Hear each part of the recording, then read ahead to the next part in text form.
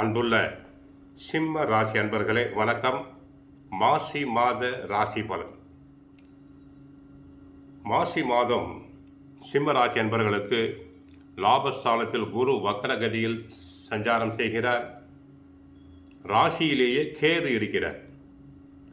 எதிர்பாராத செலவுகள் தங்களுக்கு உண்டாகும். வீட்டில் கணவன் அல்லது மனைவிக்கு வைத்திய செலவு உண்டாகக்கூடும். தங்களின் உடல் ஆரோக்கியத்தில் கவனமாக இருத்தல் வேண்டும். நீதிமன்ற வழக்குகளில் தங்களுக்கு சாதகமான தீர்ப்புகள் வராது. கவனமாக இருத்தல் வேண்டும். வேலை பார்க்கும் இடத்தில் மன அமைதி குறையலாம். சக ஊழியர்களால் பிரச்சனைகள் ஏற்பட்டு விலகும்.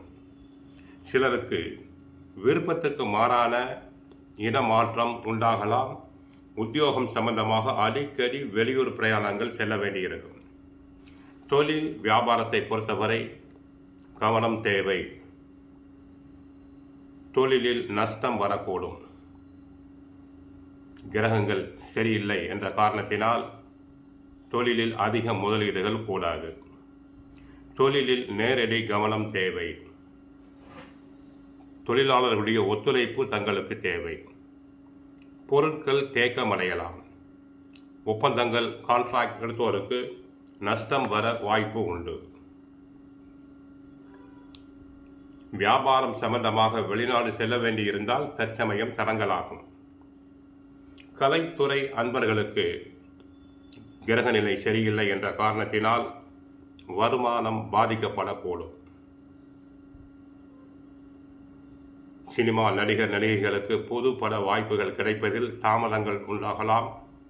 நல்ல கதையம்சம் கொண்ட பணங்கள் கிடைக்காது. தயாரிப்பாளர்களுக்கு தயாரிப்புக்கு தேவையான பண உதவிகள் கிடைக்காது. அரசியல் துறை அன்பர்களுக்கு கிரக நிலை சரியில்லை.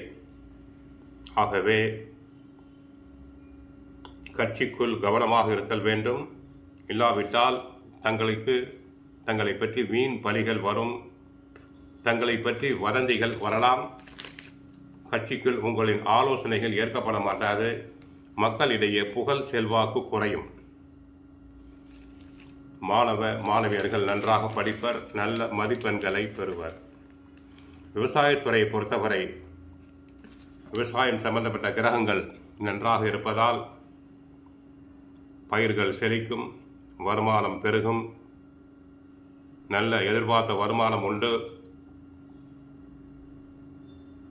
கால்நடைகள் அபிவிருத்தி அடையும். பெண்களுக்கு